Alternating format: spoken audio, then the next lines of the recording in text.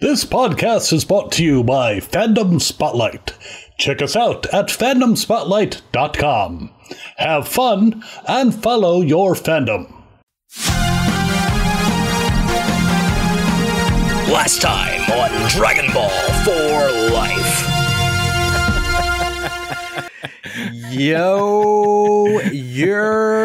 Hello. Hello there. Hey, man. You know what part of the episode it is? Do I even need to say so, or can I just get the timer started? Yo, just cue me in, brother. Just cue me in. This one's going to be quick, fast, and in a hurry, too. All right. In 3, in 2, in 1, bow. Toriyama need to really put some respect on my boy Vegeta's name, and Moro sucked off his mans, and now he looked like everybody that Dragon Ball Z has ever put out. The most accurate 10-second recap that we've had so far in this show. Let's fucking go. Let's get it.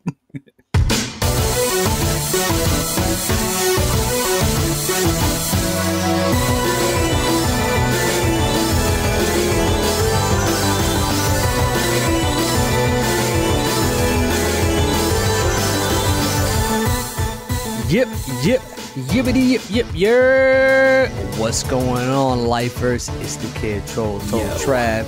You know who it is, aka Saiyan A. Smith. But you know what? I got the keys. Push to start.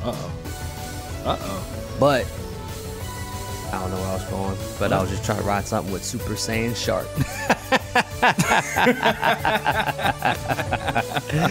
Look at work. Bow. Bow, bow, bow, bow. And my wonderful co-host, as y'all all know, but please remind them. You know me, it's Bro Jita, the Prince of All Sayings, Mr. Betty Ike, Matthew Porter on the 1s and 2s. Because, you know, fusion dance styles. Yep. Main gods. The gods. The gods. And we are back. And we back for another episode of Dragon Ball for Life. And you know, big facts. You know, for this episode recap and not episode recap, the chapter recap, you know, I'm gonna tackle it a little bit differently, where I'm just, you know, focus on the highlights of each chapter. Okay. And you know, he says switching it up. Yeah, you know, we'll have like a nice dialogue of it, just because, you know, once you get towards the end of these arcs, typically it's the final battle. And with these finals battles, yeah, like, you know, it's fire when it's in the anime because you just watching action. But talking about just the action, you know, we're trying to figure out ways to make sure that y'all stay engaged with us. So Goku throws a left punch. Right. Moro ducks. Goku throws a right kick. Moro leaps over his leg. So, you know, we're going to get in the metaverse so you can actually get punched and have Moro grab the back of your neck.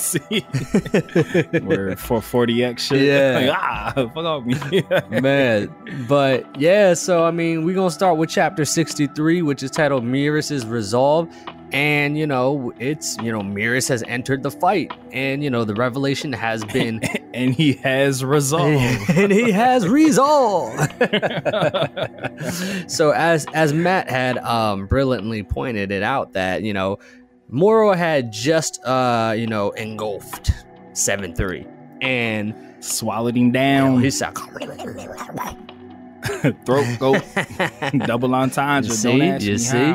And, you know, as you know, his character design, a little underwhelming, but, you know, it is what it is. It definitely is at the point of the arc where, like, when he did that, it was like, you know, I mean, y'all gonna see when we get to further arcs, but, you know, Toyotaro does a bad job of kind of just dragging shit on. So this is just a prime example of that. So, I mean, essentially, you know, in chapter 63, Merus does what all angels should not do and intervene. And of course, since he's an angel in training, even though he's in training, Moro stands 0 chance. Merus is almost as if like he's kind of like, it's almost like, okay, so you've already broken the #1 taboo when it comes to angels, but you're trying to do it halfway, where you're like, oh, well, I'm gonna like kind of make this fight a little bit even, where like, you know, I'm gonna block your punches with my staff. I'm gonna, you know, dodge all your attacks. I love how he tries to like get off like, oh no, this is all part of Goku's training. Yeah. I'm not getting involved. And then he makes direct contact with Moro hitting him. So it's like, when have you ever seen Whis even physically touch any of the fighters? He don't even swing. His hands is always behind him. Yeah, he be playing around with them. He said, oh, you think you're gonna get it? Like the State Farm Bull with the dollar on the face. You gotta be quicker than that. You gotta be quicker than that. Yeah, so like it was just like weird reading it for me, where I was just like, so you could really end Bull, but at the same time you're really not doing it. And like he said, if you're gonna break the rules to save the earth, how about you break the rules to save the earth? And like if his goal is to try to, you know, elicit Ultra Instinct perfected out of Goku, like, all right, you can dodge all of Moro's punches. If you gotta inspire Goku for the transformation, you can fake a death or something. I mean, like, he's pretty gullible, so like you could do something like that. But you know, he's intervening. He's obviously has the upper hand because Moro does not stand a chance. And as the fight is going on, you know, Moro realizes like, oh, you must be a divine entity because I got all no cop. Yeah, he said I got all the planets in me, and I still can't touch Bull. Freak Bull. Yeah, he's like, damn, like I done got the BBL surgery. You know, I got a facelift. Facts. I got the lip puckers, and I still new bod, new me. Yeah, he said, and I still can't get an invite to the Hamptons. So like this Bull is different. Something must be up. He said my money still ain't right. Gatekeeper out here. Yeah. Facts. So like one thing that I did find that was hilarious, which goes back to him trying to get off that lie that this is part of Goku's training. He like angeled them off world. Right. So Goku's not even there. Right. So he's talking about, oh yeah, this is for Goku. Goku's not even there. But I just find it funny. I guess you need a character to, like, for social commentary, which again, plot protection. But it's funny, like, he gets everybody away for safety, but leaves Jocko. Yeah, he's like, he's like, you can stay. Well, it's so funny that like literally almost everybody, whether it's a villain or a hero, they just like Jocko really has like a front row seat to every single fight where people don't and makes it out.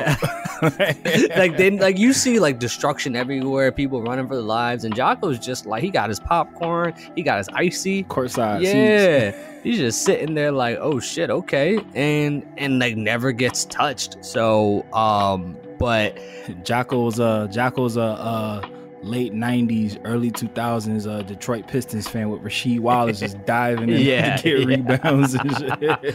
He's also the Dragon Ball DeAndre Jordan, where like he must have great networking skills because everybody just wants to be around him despite how trash he is. Udonis Haslem, forever job on the Miami Heat. Hasn't played a minute in 3 years. On, man, it's all about culture. Yeah, I feel you. whatever that means over there. They still do suicides. That's Heat culture. That's a roster spot you could use, sir. Right. Just give him a coaching spot. Like, what the fuck? At this point, like James Jones on the coaching staff for the Heat, or that's the Suns? One of the two. Yeah, James Jones is the GM. Somewhere where it's hot now for the Suns. I knew it was somewhere hot. So, but yeah, you know, as Merus is, you know, I guess, quote unquote, buying time because Dende went down to Earth to heal up all the Z fighters. But like, I mean, don't get me wrong. When this happens in the anime, I'm gonna enjoy the fight. I was gonna be lit. Animated it will be fun. Yeah, so because it's like, you know, it's cool because it's kind of like the first time you're seeing a deity actually like intervening and fighting, and not just like stepping in and Hakaiing or like reversing time or something. It's like, oh no, he's actually like, you know, fighting. He's actually, you know, doing his thing within the fight. But then, you know, as this is all going on, another highlight is that obviously Dende is able to heal the Z fighters, but at the same time it's taking a little bit, the forever hole in Goku's chest. It's taking a little bit longer for Goku since now he has God Ki, but you know, he enters the fight. oh shit, I'm gonna use Ultra Instinct Omen. Let me see if it can work again. Like, bruh, that's like the Portland Trailblazers, where every single year they don't make any updates. They just roll out the same backcourt, same yeah. Let's run. And they it wonder back. why they bottom out at the second round. So like Goku's like, and yet Dame gets an extension. I mean, you don't want to win. I mean, you can't preach to me like, bro, I really do want to win, and then stay with the Sun. It's like fucking Mike Trout with the Angels. Oh yeah, bro. Like you don't want to win.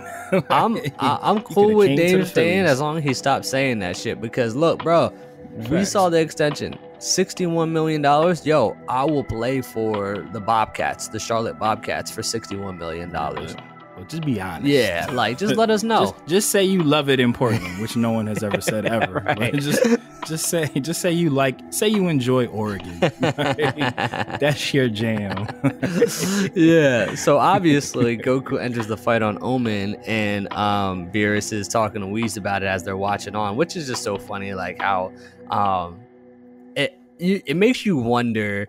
And now granted, Beerus was asleep for a lot of this stuff that had happened, but like Whis was up. So like, where were they during like every other cataclysmic event in Universe 7? Like now they're just spectators at every single one now that they met up with Goku and Vegeta. But like for the other ones, like I just wonder.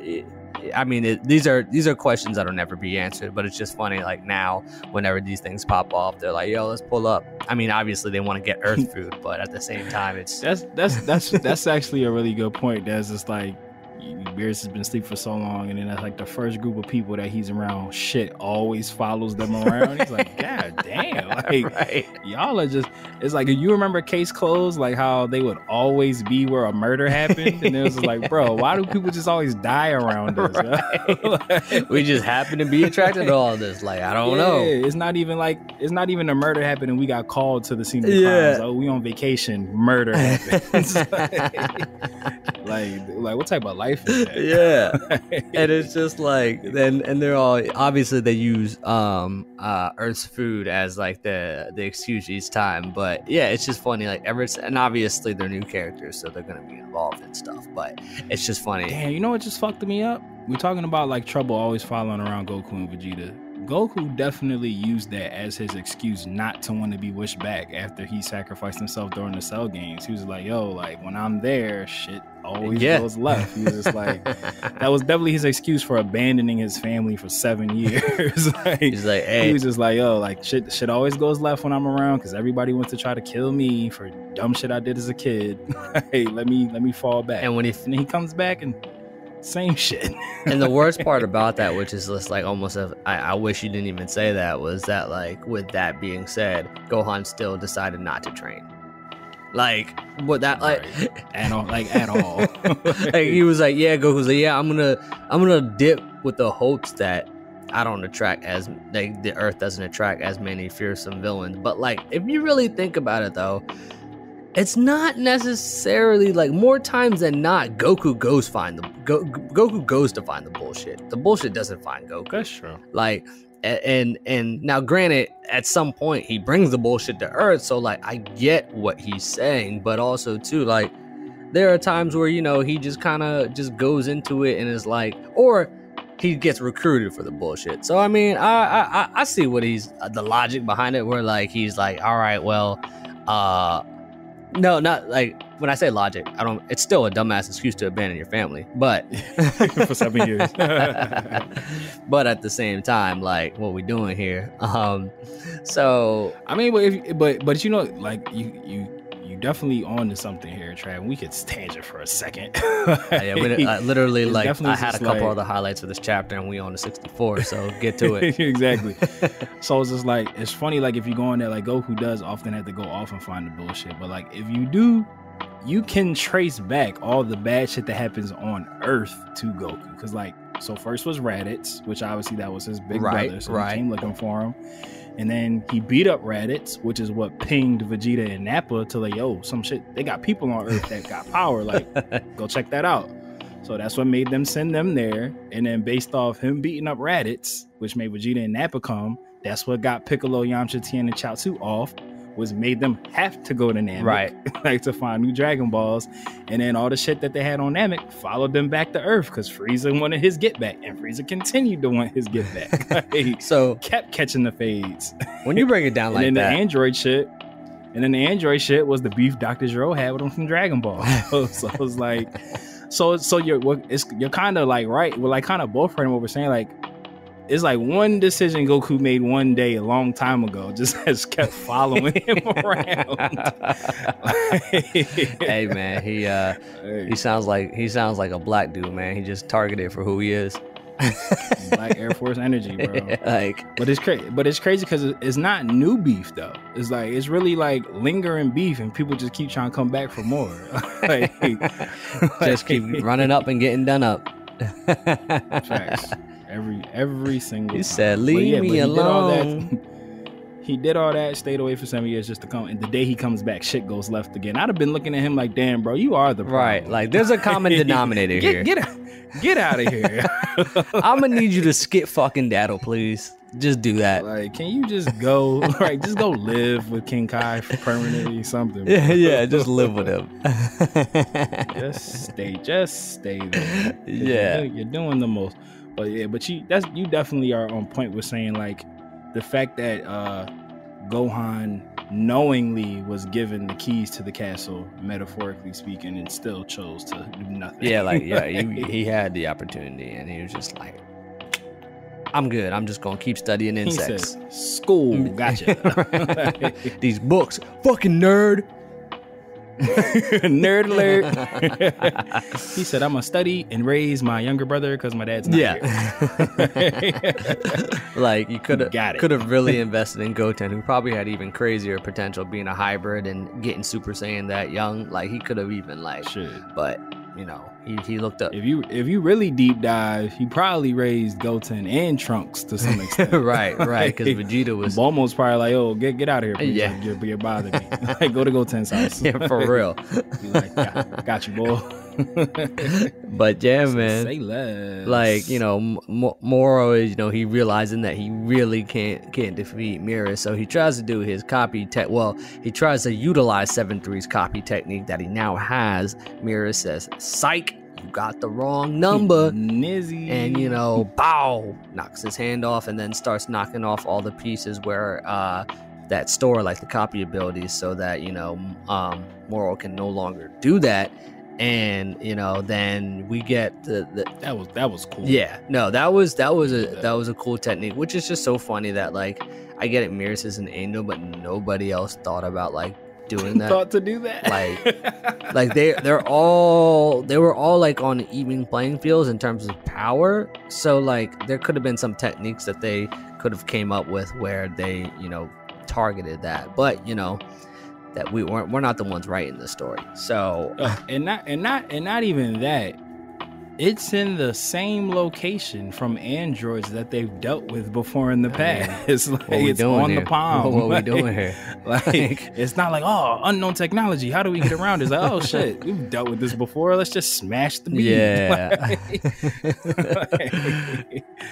And like, you know, that so like, you know, that's happening. And you know, the other highlight I just wanted to point out from this chapter was that you know, we towards the end we get a little flashback monologue, a little thing between Goku and Merus, because what sparks this little flashback is because Beerus and we start talking about what is happening right now. Essentially, like, hey, Whis, you do realize your man's one of your kinfolk is intervening. You know Grand Priest, you know Zeno gonna be on I heard snitching. Yeah, gonna be on my ass. So what we gonna do about that? Like, and you know, he already done fucked up. He's about to disappear. So, you know, it gets to a nice little flashback of Goku and Merus in his what do we call it? His version of the time chamber, the oh shit, what did we like call the it? express, like the express time chamber or whatever. Let us know in the comments below. Yeah. So you know, Goku. What did we call it last time? I know the comparison we said was like the Pizza Hut Taco Bell combo joint. The A&W, the Carl's the Jr. A&W and Hardee's. KFC. Yeah, facts. The Carl Jr. Hardy combo at the rest stop.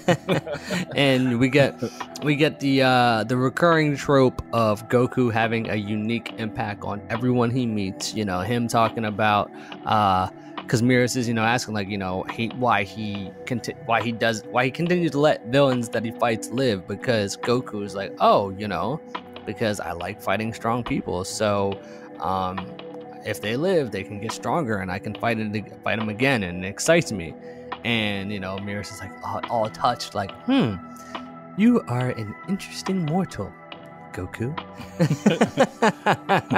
Recycled DBZ tropes. So then, you know, he then flashbacks into the present time where Merus is like, he knows the decision that he made, he knows the repercussions that are gonna come with it, so he starts to really put an onslaught on Moro, which he probably could have just done from the beginning and just would have ended it real quickly, but that's okay.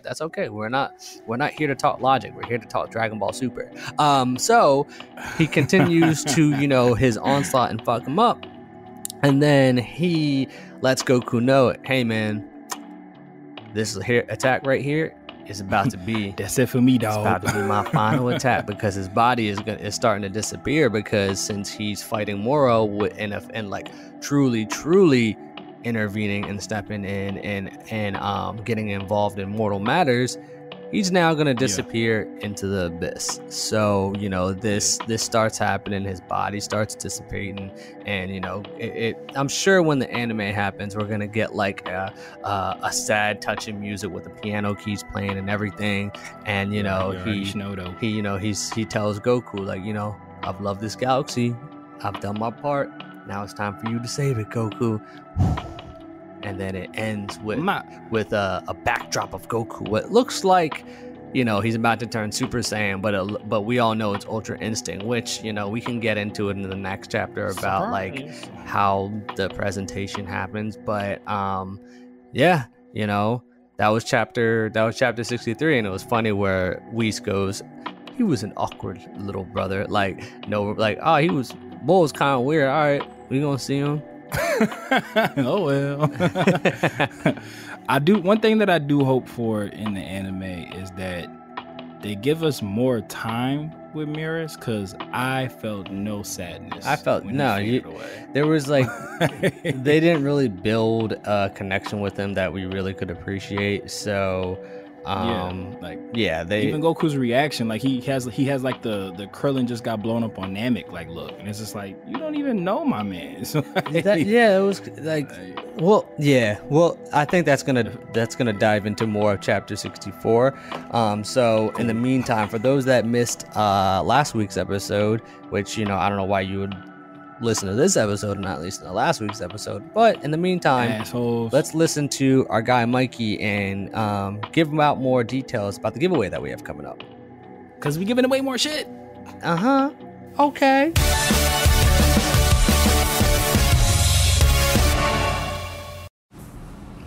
What's going on, lifers? Super producer Mikey here. We have another giveaway coming for you all in August. We will be giving out a special gift to one lucky fan. Running from August 12th to the 19th, tune in to Dragon Ball for Life and listen in for one code word mentioned on the podcast. DM us at db4l_pod when you hear the code word on August 20th. In honor of the US release of Dragon Ball Superhero, we will pick one lucky winner for the giveaway. More details to come in next week's episode of Dragon Ball for Life. Stay tuned.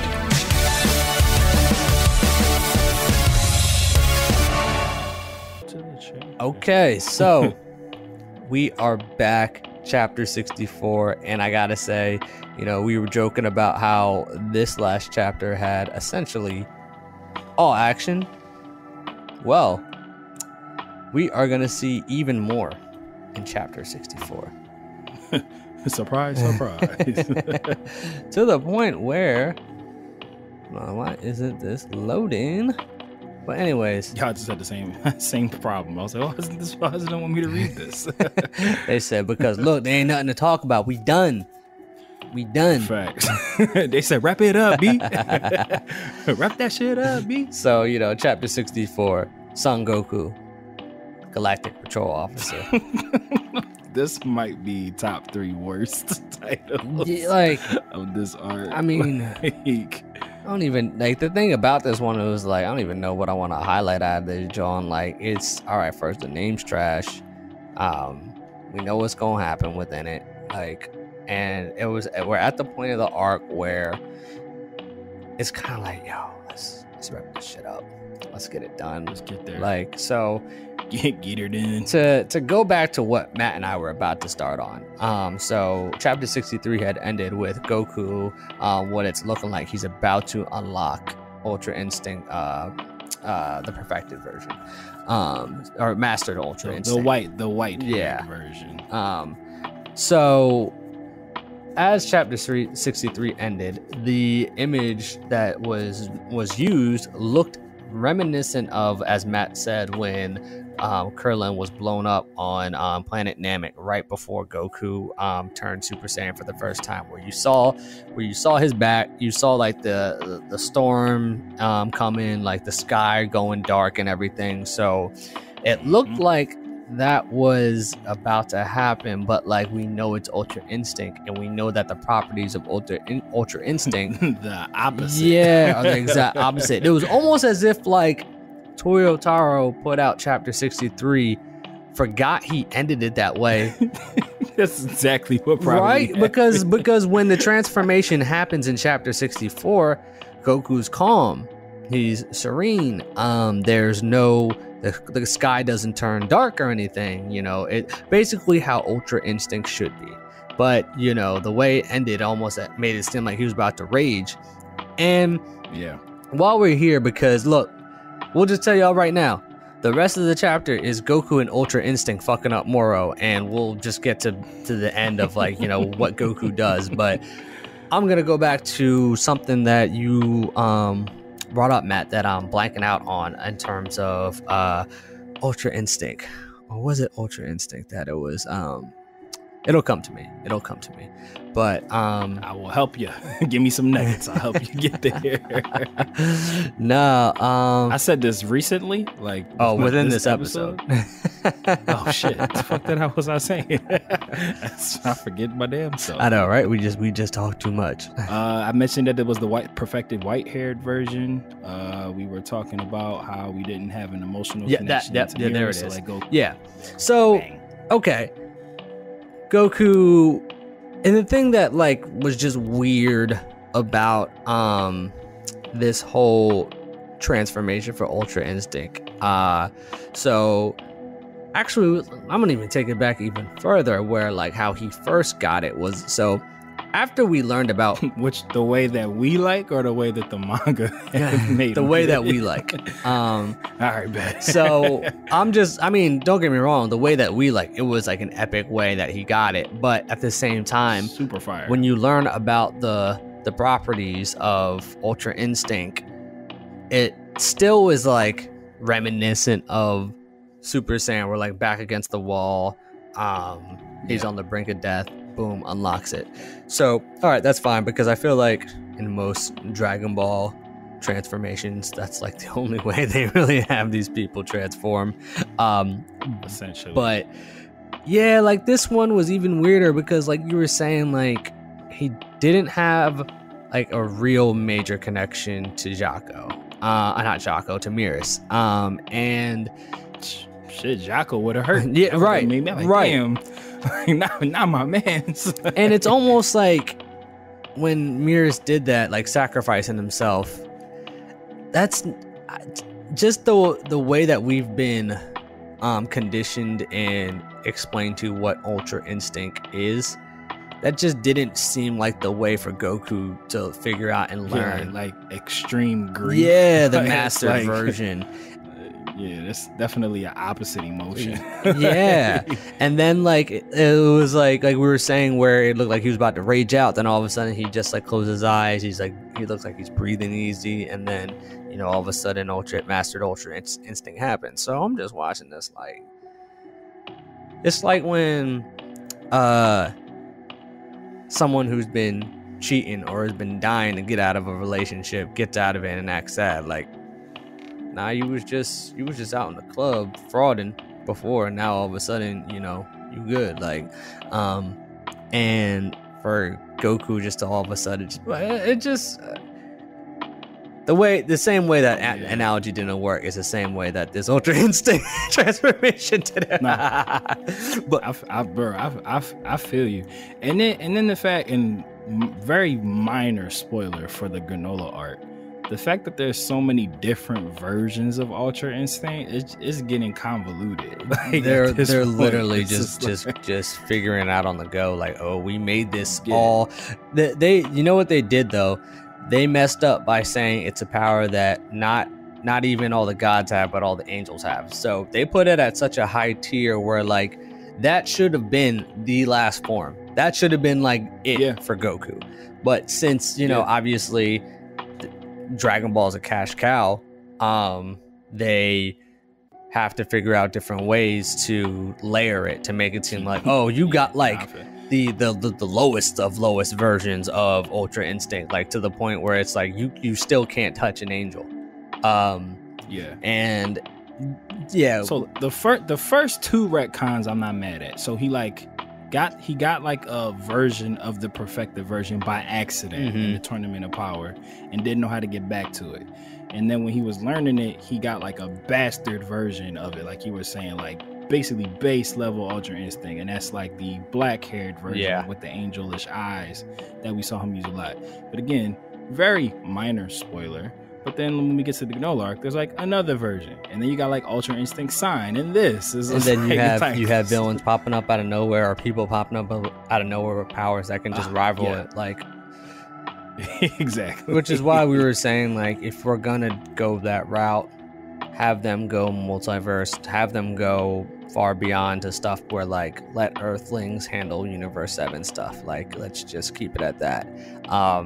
But I mean, if we're being honest, like the rest of the chapter is Goku just owning Moro in Ultra Instinct, because like obviously he should, because that is the form that we've been told is like the ultimate form of all, like a power that only the angels possess and a few select gods.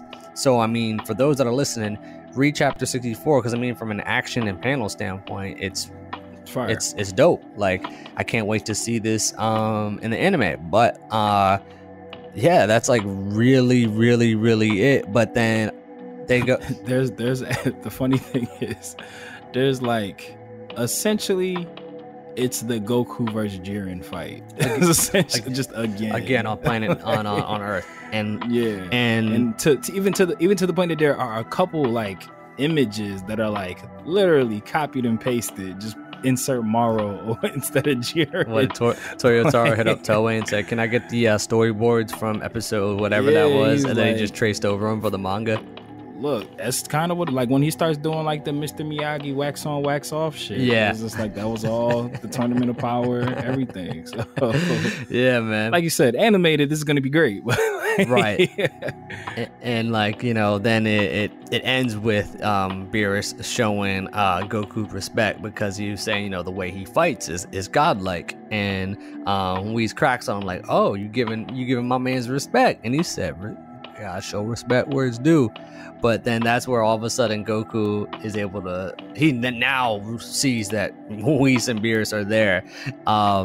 And I remember when I first read this chapter and it was on this panel, and when Beerus is like, don't stop now, finish the job so we can eat, I was like, well, Goku about to do some dumb shit, because when has it ever happened where someone was like, yo, just kill him now, just finish it, and they actually finished it? So yeah, Goku hears that, and Moro is like, looks like he's on his last legs, looks like, Goku has, even to the point he's like begging for help. Yeah, and where we all know that, like, how many times is Goku gonna fall for some stupid shit like that? Well, he probably will. Like you said, every single time. And so Moro, it looks like he's about to perish. He's now resorting to last minute measures of trying to trick Goku by saying, help me, please don't kill me, because I mean, he doesn't know it, but he can probably sense that Goku's gullible. But we all know that if Goku is presented with a strong fighter, or not even say villain, asking him to spare him, he'll do it.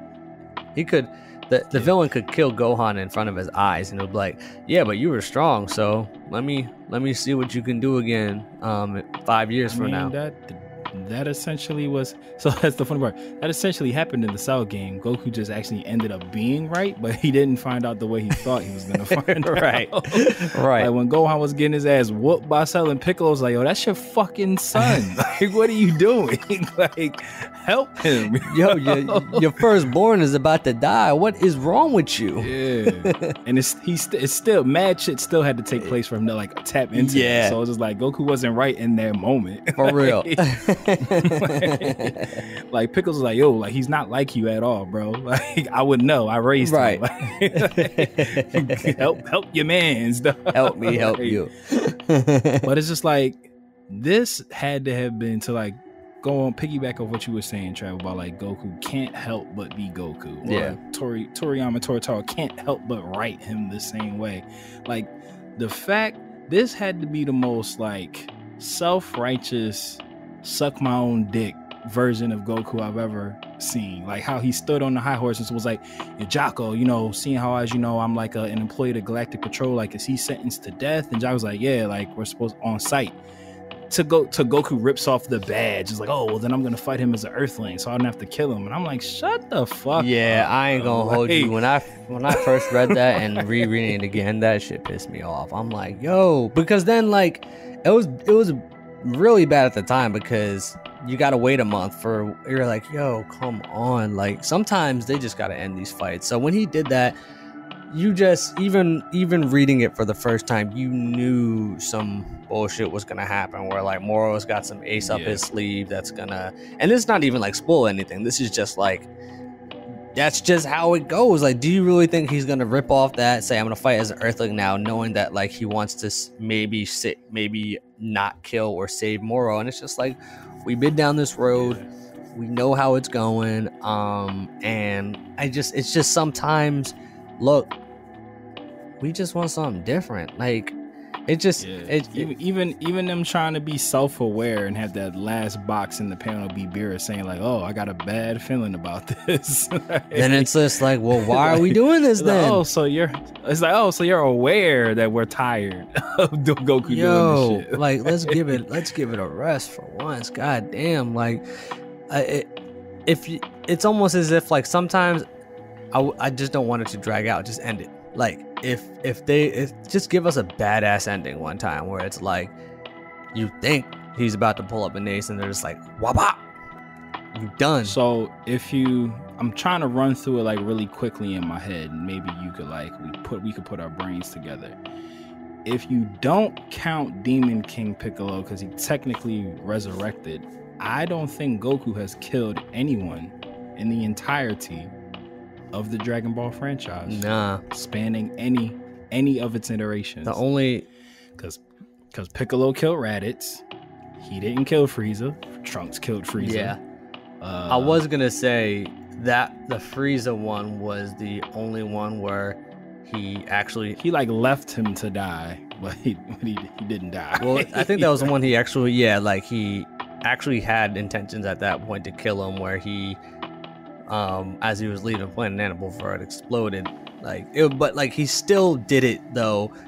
But didn't he say? I'd have to look it up. I'm almost positive there was like a line of dialogue, and I'm paraphrasing it, where it's on some like I don't have to kill you, but I also don't have to save you, like type time, like when he like gave him enough power to like get off the planet, like when he gave him some energy, and people like when they made you think he was gonna like kill him, but he like gave him some energy, and then Frieza like did the blast. He was like, "You fool!" He gave him the energy, and then Frieza tried to then kill him again, and then when he said "you fool," that was when like sent it back. Yeah, and like he at that point we don't. I guess his intent. You could say, you can assume his intent was to kill, like finish the job. Yeah, but obviously instilled his own we'll way. give him 0.5 death count. I mean, you can maybe like 0.3. Like we'll give him 0.3. And it was Frieza's blast he sent back at him. So I'm going 0.2. The deduction. It wasn't even his energy blast. Right. But yeah, that's That's a wild stat. Yeah. Yeah. They're like, it's a fighting anime manga. Like, your main character has been in the spotlight the entire show, and he hasn't killed not one villain. And like, or he wishes them to come back good so he can fight him again. Yeah, I guess. Yeah, that's what I'm saying. I guess you could kind of count Boo, but he got reincarnated. Yeah, like he still kind of saved him. He still was like, yeah, like I'm gonna reform you with the Dragon Balls. That's what he did. Yeah, and that has never been given an explanation. How he made that wish without the Dragon Balls. That was never. He did it as he was killing Boo. Like, no explanation was given as to how he willed that to happen without the use of the Dragon Ball. I feel like they like mentioned it in passing, but it wasn't like an explanation. They're like, don't worry about it. It was just like, oh, your desire to want to fight the strongest made it happen. Yeah, like, type shit. Like, what? Oh shit! Like, what? Oh, just hire us. We got y'all. We can shake things up a bit for real. So, what are you out of the 7-star Dragon Balls? What are you giving these 2 chapters? So, it was 63 and 64, right? Yep. Or 62, 63. So I liked 63 better than 64 because we got to see Merus in action because we've seen Goku fight. I agree. Thousands of times. So I'll say 63. 63 I'll give a 3. 64 I'll give a 2 because I've seen all this shit from Goku. We'll just thousands of times. We'll just overall put it in between at like 2.5 because yeah. I think the one thing that I will say that we kind of didn't touch on because it wasn't like a big thing. In 63, I liked the design choice. So like as the fight went on, like more of Merus's like angel appearance started like showing up. Yeah, like that was dope. Like first he was using like the Galactic Patrol stick, and then it turned into his angel staff, and then his ring appeared. I thought that was cool. Yeah.